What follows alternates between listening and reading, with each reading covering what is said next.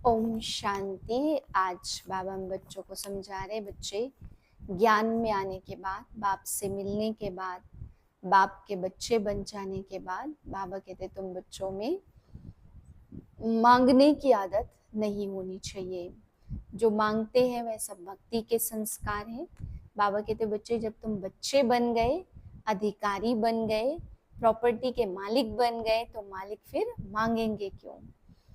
फिर बाबा आज समझा रहे हैं कि कई बच्चे ऐसे हैं, बाबा उनका श्रृंगार करते हैं ज्ञान से, गुणों से, शक्तियों से, परंतु उनको वही माया की धूल पसंद है।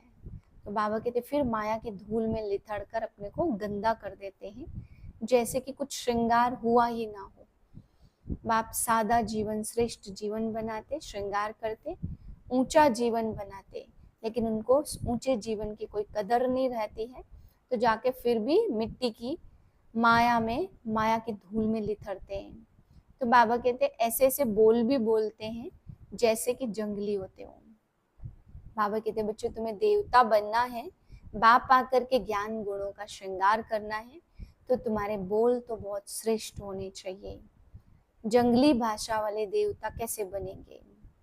फिर बाबा आज समझा रहे कि लास्ट टाइम में आने वालों को अव्यक्त पालना मिलती है, इसलिए उनको आगे जाने का वरदान है, बाबा की दुआएं हैं।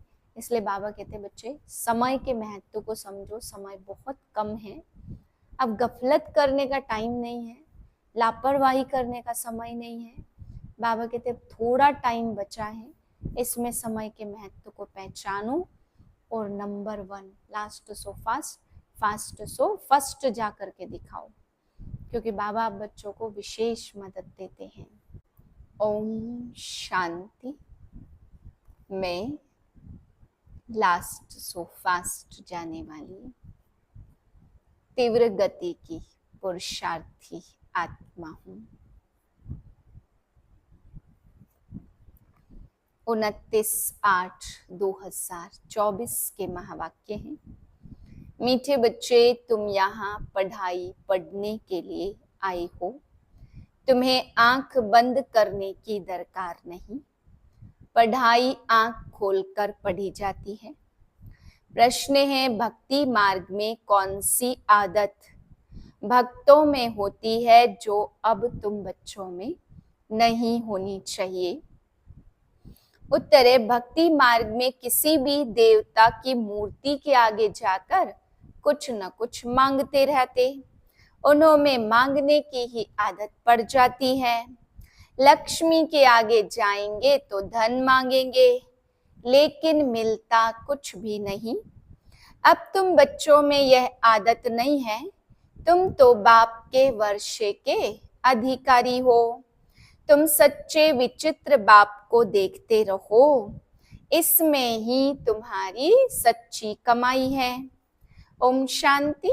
रूहानी बाप बैठ रूहानी बच्चों को समझाते हैं, यह है पाठशाला, परंतु यहाँ कोई चित्र अथवा देहधारी को नहीं देखना है।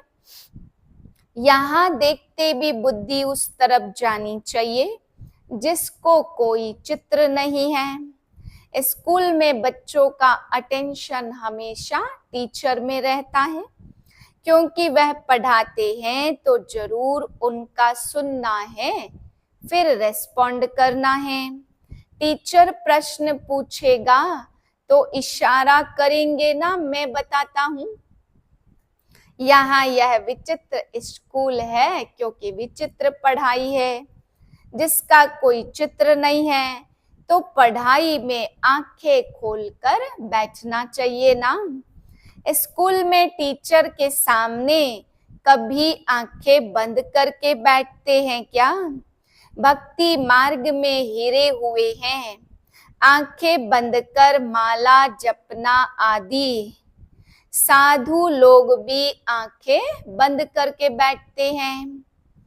वह तो स्त्री को देखते भी नहीं है कि कहाँ मन चलायमान ना हो जाए, परंतु आजकल जमाना है तमो प्रधान। बाप तुम बच्चों को समझाते हैं, यहाँ तुम भल देखते हो शरीर को, परंतु बुद्धि उस विचित्र बाप को याद करने में रहती है। ऐसा कोई साधु संत नहीं होगा जो शरीर को देखते याद उस विचित्र को करे। तुम जानते हो इस रथ में वह बाबा हमको पढ़ाते हैं। वह बोलते हैं करती तो सब कुछ आत्मा ही है, शरीर तो कुछ भी नहीं करता। आत्मा सुनती है, रूहानी ज्ञान व जिस्मानी ज्ञान सुनती सुनाती आत्मा ही है। आत्मा जिस्मानी टीचर बनती है, शरीर द्वारा जिस्मानी पढ़ाई पढ़ते हैं, वह भी आत्मा ही पढ़ती है। संस्कार अच्छे व बुरे आत्मा ही धारण करती है। शरीर तो राख हो जाता, यह भी कोई मनुष्य नहीं जानते। उन्हों को देह अभिमान रहता है, मैं फलाना हूँ, मैं प्राइम मिनिस्टर हूँ। ऐसे नहीं कहेंगे हम आत्मा ने यह प्राइम मिनिस्टर का शरीर लिया है। यह भी तुम समझते हो, सब कुछ आत्मा ही करती है। आत्मा अविनाशी है, शरीर सिर्फ यहाँ पार्ट बजाने के लिए मिला है। इसमें अगर आत्मा न होती तो शरीर कुछ भी कर न सके। आत्मा शरीर से निकल जाती तो जैसे एक लोथ पड़ा रहता है।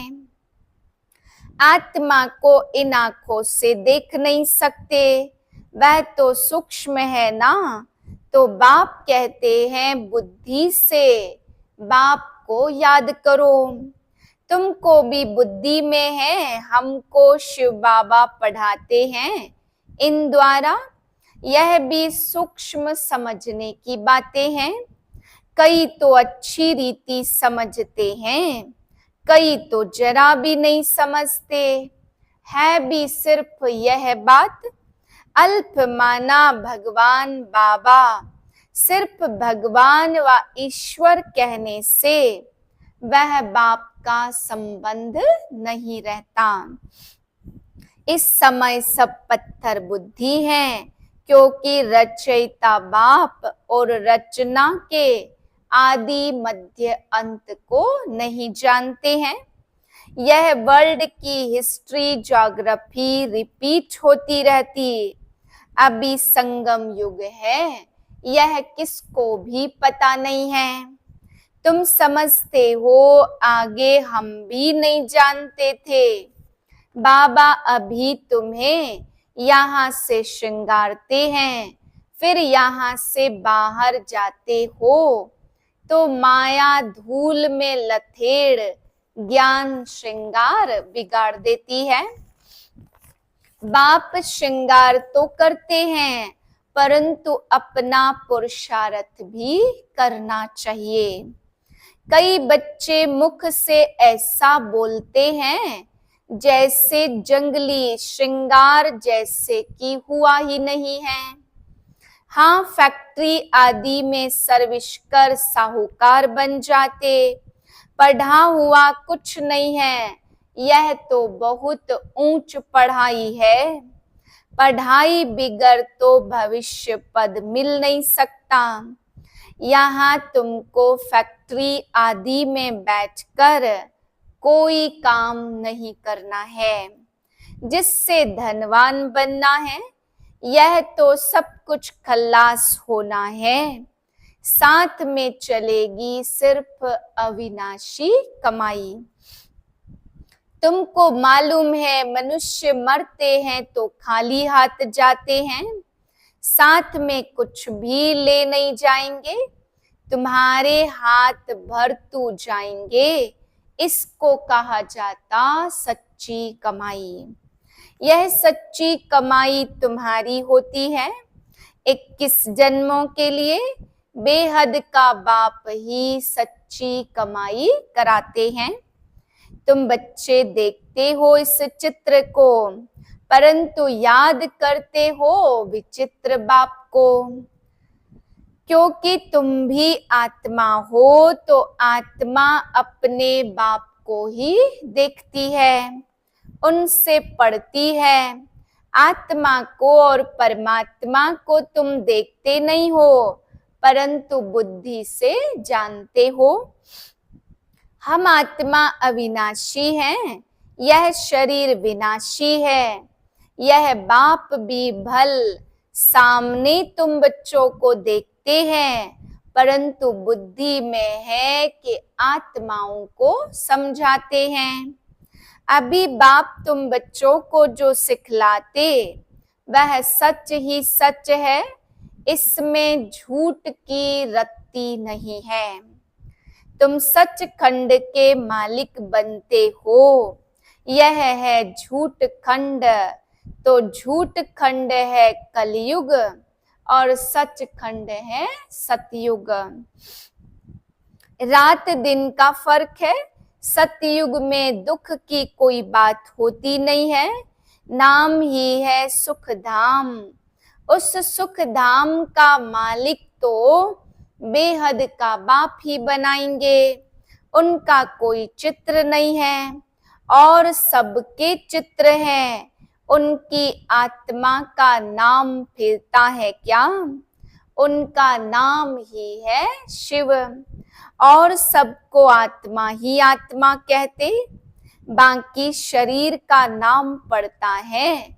शिवलिंग है निराकार, ज्ञान का सागर, शांति का सागर, यह शिव की महिमा है। वह बाप भी है तो बाप से जरूर वर्षा मिलना है। रचना को रचता से वर्षा नहीं मिलता, रचना को रचना से वर्षा नहीं मिलेगा। वर्षा तो रचयिता देंगे अपने बच्चों को। अपने बच्चे होते भाई के बच्चों को वर्षा देंगे क्या? यह भी बेहद का बाप अपने बेहद के बच्चों को वर्षा देते। यह पढ़ाई है ना, तुम भी समझो हमको बाप पढ़ाते। एक ही बार बाप आकर पढ़ाते। पढ़ती तो आत्मा है, दुख सुख आत्मा भोगती है, परंतु शरीर द्वारा। आत्मा निकल जाए तो फिर भल शरीर को कितना भी मारो, जैसे मिट्टी को मारते हो। तो बाप बार बार समझाते हैं, अपने को आत्मा समझ, बाप को याद करो। यह तो बाबा जानते हैं, नंबरवार धारणा करते हैं। कोई तो बिल्कुल जैसे बुद्धू हैं, कुछ नहीं समझते। ज्ञान तो बड़ा सहज है, अंधा लूला लंगड़ा भी समझ सकते, क्योंकि यह तो आत्मा को समझाया जाता है। आत्मा लूली लंगड़ी नहीं होती, शरीर होता है। बाप कितना अच्छी रीति बैठ समझाते, परंतु भक्ति मार्ग की आदत आंख बंद करके बैठने की पड़ी हुई है। तो यहाँ भी आंखें बंद करके बैठते हैं, जैसे मत वाले। बाप कहते बच्चे आंखें बंद ना करो, सामने देखते भी बुद्धि से बाप को याद करो, तब ही विकर्म विनाश होंगे। कितना सहज है, फिर भी कहते बाबा हम याद नहीं कर सकते हैं। अरे लौकिक बाप जिससे हद का वर्षा मिलता, उनको तो मरने तक भी याद करते। यह तो सब आत्माओं का बेहद का बाप है, उनको तुम याद नहीं कर सकते हो। जिस बाप को बुलाते भी हैं, ओ गॉड फादर गाइड मी, वास्तव में यह कहना भी रॉन्ग है।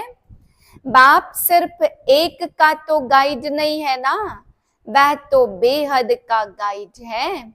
एक को थोड़े गाइड करेंगे।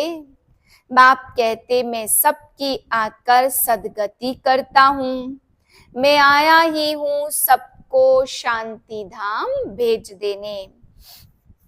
यहाँ मांगने की दरकार नहीं है, बेहद का बाप है ना, वह तो हद में आकर मी मी करते रहते। हे परमात्मा मुझे दुख दो, सुख दो, दुख मिटाओ, हम पापी नीच हैं, आप आकर के रहम करो। बाप कहते मैं बेहद की पुरानी सृष्टि को नया बनाने आया हूँ। यह है ही आसुरी संप्रदाय। सतगुरु तो एक ही है सच बोलने वाला, वही बाप भी है, टीचर भी है, तो सतगुरु भी है। बाप कहते यह माताएं ही स्वर्ग का द्वार खोलने वाली हैं। लिखा हुआ भी है ना, गेट वे टू हेवन, परंतु यह मनुष्य समझ थोड़े सकते हैं। नरक में भी पड़े हैं ना, तब तो बुलाते हैं। अब बाबा तुमको स्वर्ग में जाने का रास्ता बताते। बाप कहते मैं आता ही हूँ पतितों को पावन बनाने और वापस ले जाने। अब अपने को आत्मा समझ बाप को याद करो तो तुम्हारे पाप कट जाएंगे। सबको एक ही बात सुनाओ कि बाप कहते माया जीत जगत जीत बनो। मैं तुम सबको जगत का मालिक बनाने का रास्ता बताता हूँ। फिर लक्ष्मी की दीप माला पर पूजा करते हैं, उनसे धन मांगते हैं। ऐसे नहीं कहते हेल्थ अच्छी करो, आयु बड़ी करो। तुम तो बाप से वर्षा लेते हो, आयु कितनी बड़ी हो जाती है। अभी हेल्थ वेल्थ हैप्पीनेस सब दे देते। वह तो लक्ष्मी से सिर्फ ठिकरिया मांगते, वह भी मिलती थोड़ी है। यह एक आदत पड़ गई है, देवताओं के आगे जाएंगे भीख मांगने। यहाँ तो तुमको बाप से कुछ भी मांगना नहीं है। तुमको तो बाप कहते माँ में कम याद करने से मालिक बन जाएंगे और सृष्टि चक्र को जानने से चक्रवर्ती राजा बन जाएंगे। दैवी गुण भी धारण करने हैं, इसमें कुछ बोलने की दरकार नहीं रहती, जबकि बाप से स्वर्ग का वर्षा मिलता है। अभी तुम इनकी पूजा करेंगे क्या? तुम जानते हो हम खुद ही यह बनते हैं, फिर 5 तत्वों की क्या पूजा करेंगे? हमको विश्व की बादशाही मिलती है तो यह क्या करेंगे? अभी तुम मंदिर आदि में नहीं जाएंगे, बस याद से तुम्हारे पाप कटते हैं। पत्थर बुद्धियों से बाप को कितना माथा मारना पड़ता। यह निश्चय होना चाहिए, यह बातें कोई भी साधु संत आदि बता न सके सिवाय एक बाप के। मैं उसमें प्रवेश करता हूँ जिसने पूरे 84 जन्म लिए। गावड़े का छोरा था, फिर श्याम सुंदर बनते हैं। यह तो पूरा गावड़े का छोरा था ना। फिर जब कुछ साधारण बना तो बाबा ने प्रवेश किया, क्योंकि इतनी भट्टी बननी थी। इन्हों को खिलाएंगे कौन, तो जरूर साधारण भी चाहिए ना। यह सब समझने की बातें हैं। बाप खुद कहते मैं इनके बहुत जन्मों के अंत में प्रवेश करता हूँ। जो सबसे पतित बना है फिर पावन भी वही बनेंगे। 84 जन्म इसने लिए हैं तत्त्वम, एक तो नहीं बहुत है ना। सूर्यवंशी चंद्रवंशी बनने वाले ही यहाँ आते हैं नंबरवार पुरुषार्थ अनुसार। बाकी ठहर नहीं सकेंगे। देरी से आने वाले ज्ञान भी थोड़ा सुनेंगे, फिर देरी से ही आएंगे। अच्छा, मीठे मीठे सिकिलधे बच्चों प्रति माता पिता बाप दादा का याद प्यार गुड मॉर्निंग। रूहानी बाप की रूहानी बच्चों को नमस्ते। हम रूहानी बच्चों की रूहानी बाप को नमस्ते। धारणा के लिए पहली पॉइंट, बाप जो ज्ञान श्रृंगार करते उसे कायम रखने का पुरुषार्थ करना है। माया की धूल में ज्ञान श्रृंगार बिगाड़ना नहीं है, पढ़ाई अच्छी रीति पढ़कर अविनाशी कमाई करनी है। दूसरी पॉइंट है, चित्र अर्थात देहधारी को सामने देखते हुए बुद्धि से विचित्र बाप को याद करना है। आंख बंद कर बैठने की आदत नहीं डालनी है। बेहद के बाप से कुछ भी मांगना नहीं है। वरदान है, समय के महत्व को जान फास्ट सो फर्स्ट आने वाले तीव्र गति के पुरुषार्थी भाव। अव्यक्त पार्ट में आई हुई आत्माओं को last so fast fast so first आने का वरदान प्राप्त है। तो समय के महत्व को जान मिले हुए वरदान को स्वरूप में लाओ। यह अव्यक्त पालना सहज ही शक्तिशाली बनाने वाली है। इसलिए जितना आगे बढ़ना चाहो बढ़ सकते हो। बाप दादा और निमित्त आत्माओं की सर्व के प्रति सदा आगे उड़ने की दुआएं होने के कारण तीव्र गति के पुरुषार्थ का भाग्य सहज मिला हुआ है। स्लोगन है, निराकार सो साकार के महामंत्र की स्मृति से निरंतर योगी बनो। ओम शांति।